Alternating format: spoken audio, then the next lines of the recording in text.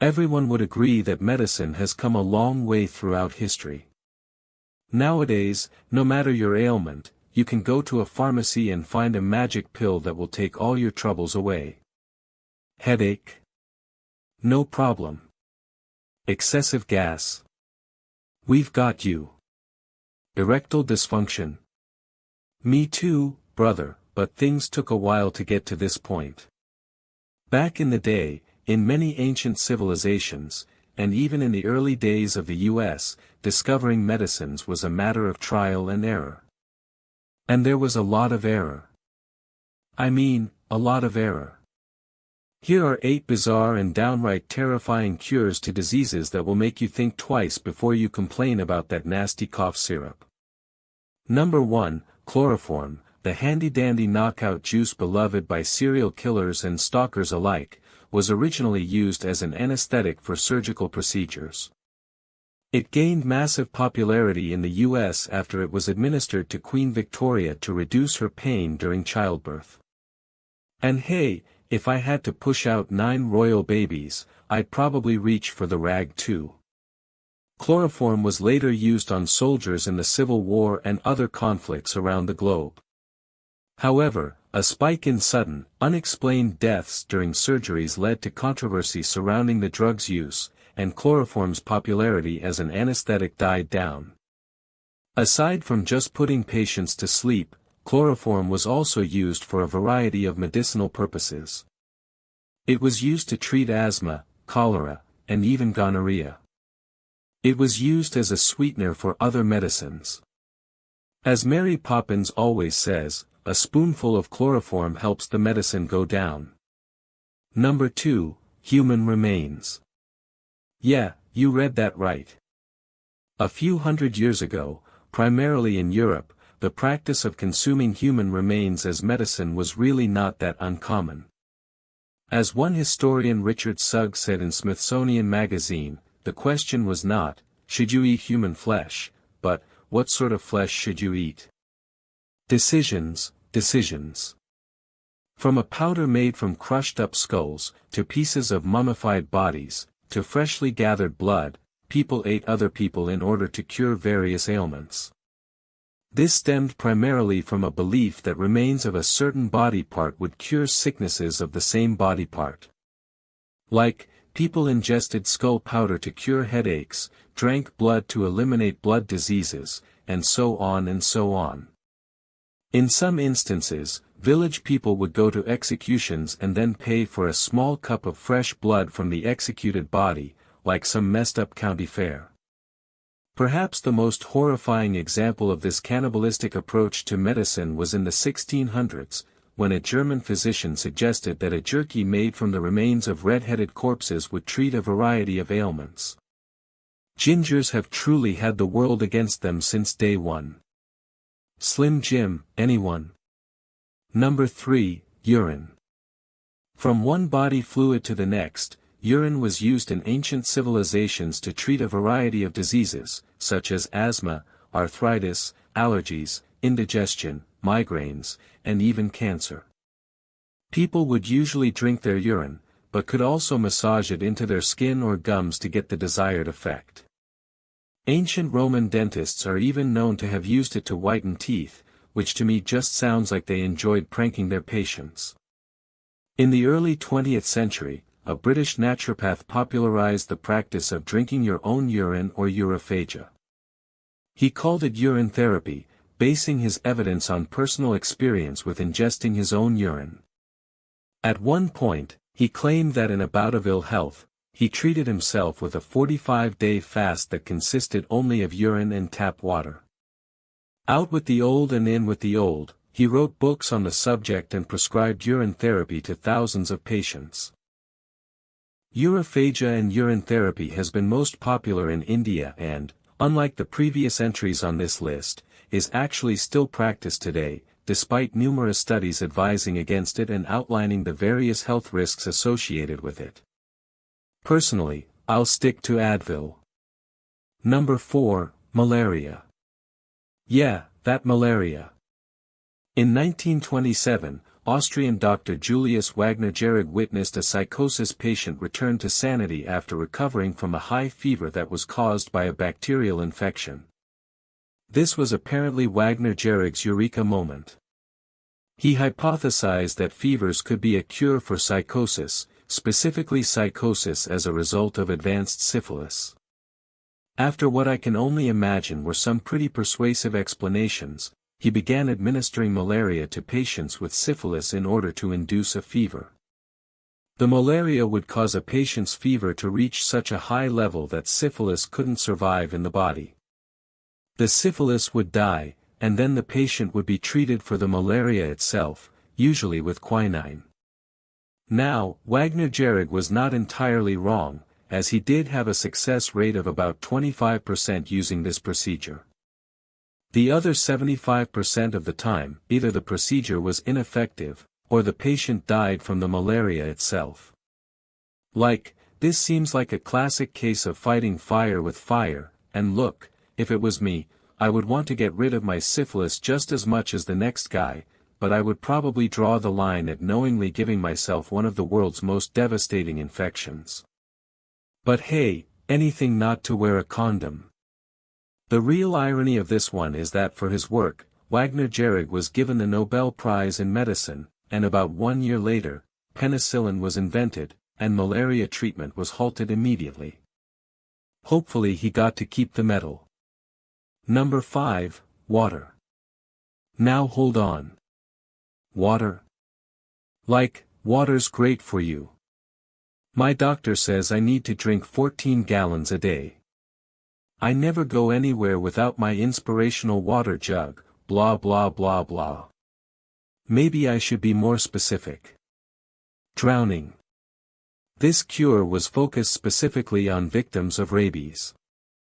Probably the most well-known symptoms of rabies is hydrophobia, which is the fear of water.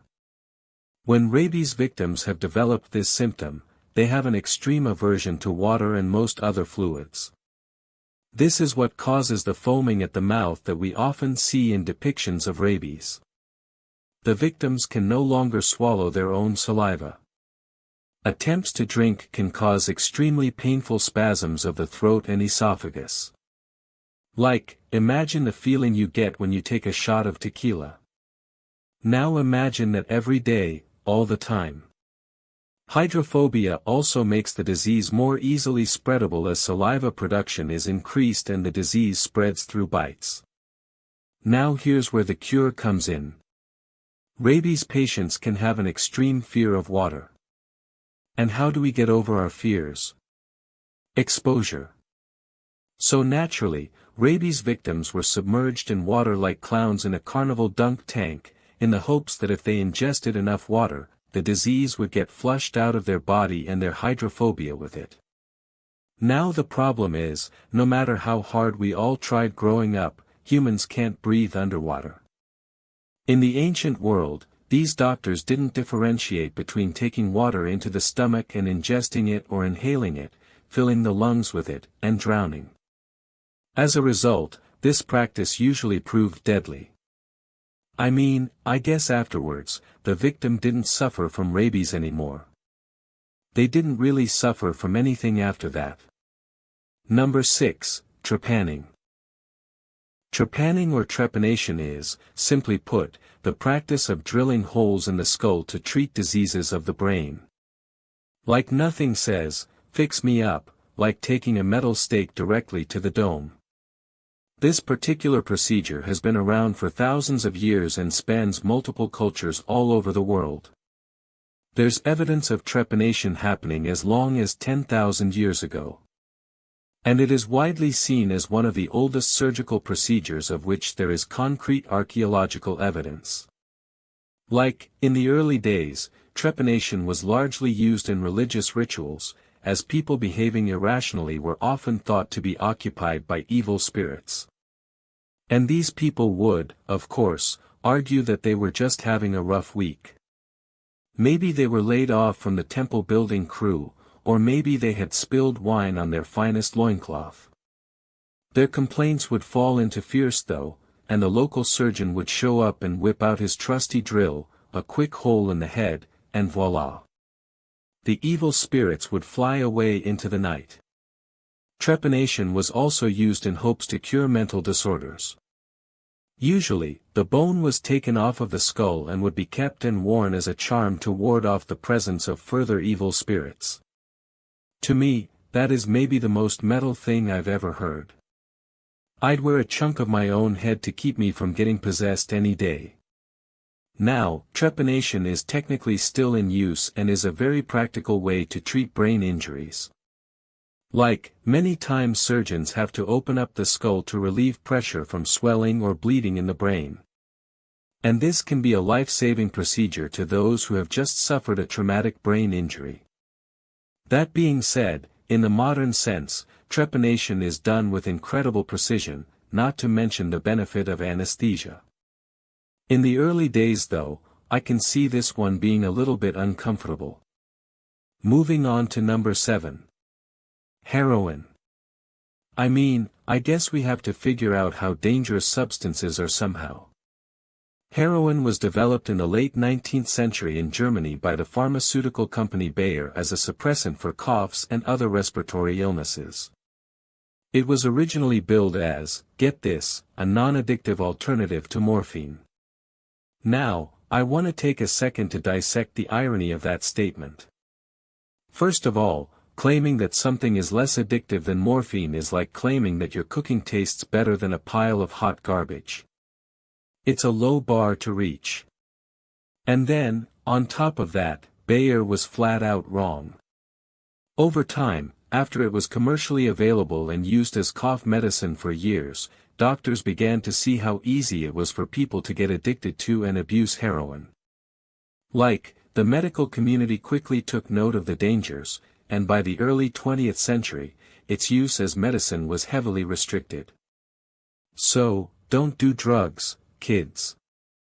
Just take a lozenge. Number 8. Red hot iron.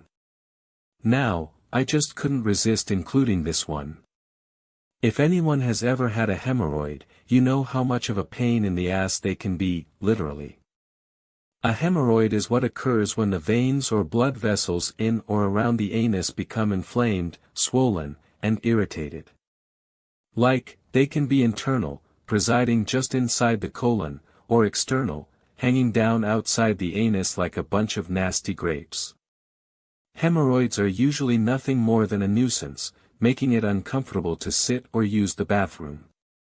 They can be treated with ointments, painkillers, and home remedies, but in the olden days, because why the hell not, treatment for hemorrhoids included shoving a red-hot iron directly into the anus to essentially burn off and cauterize the hemorrhoids to the point where they were no longer hemorrhoids.